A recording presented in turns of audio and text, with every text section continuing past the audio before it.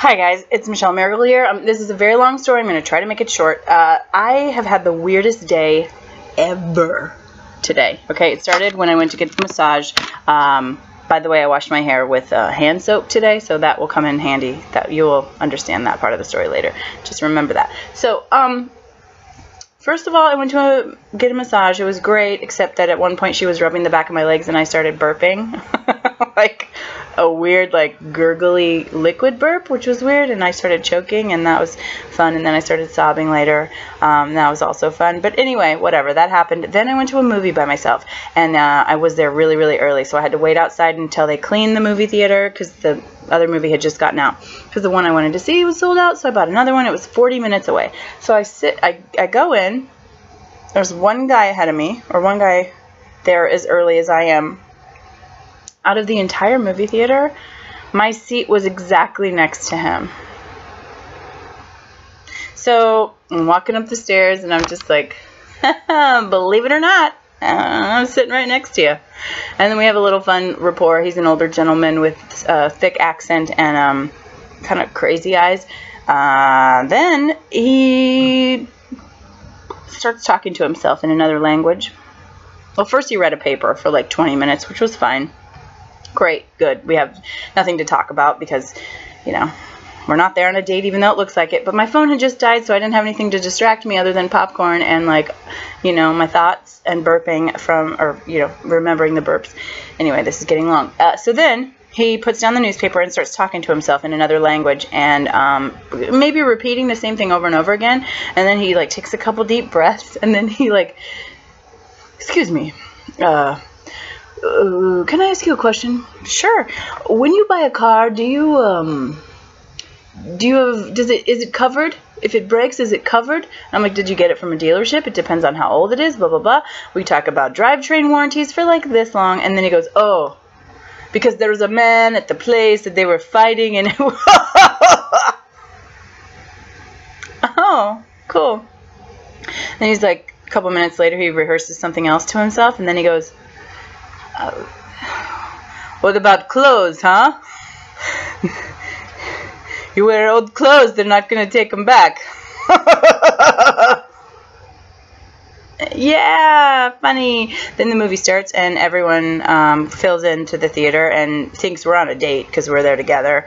And in the previews of the movie, there's a Stephen Hawking movie coming out that looks amazing. It's coming out in November. Go see it.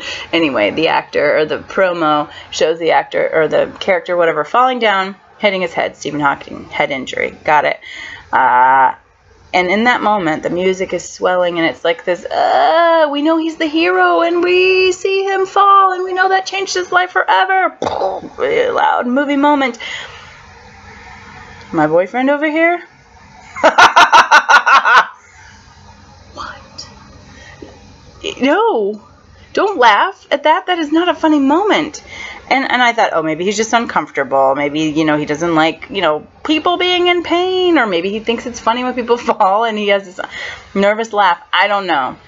Couldn't figure it out. Then halfway through the movie, he starts talking to himself. Not repeating what the actors are saying. Sometimes he'll be like, oh, she drove the car.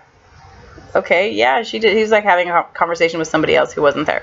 Anyway, so he's also talking to himself in another language during the movie.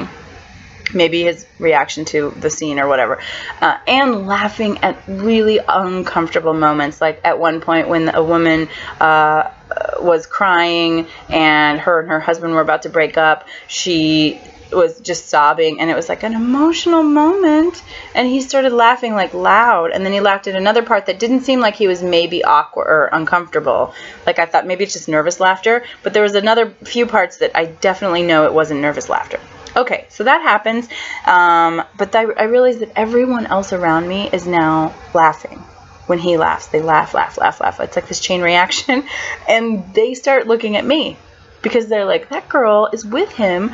She should tell him to stop laughing at inappropriate moments. Like I felt all this social pressure from strangers about my stranger boyfriend here. So I just couldn't take it anymore. And as soon as the credits rolled, I made a beeline out of that theater and never looked back. But as soon as I walked out of the theater, the next weird thing happens.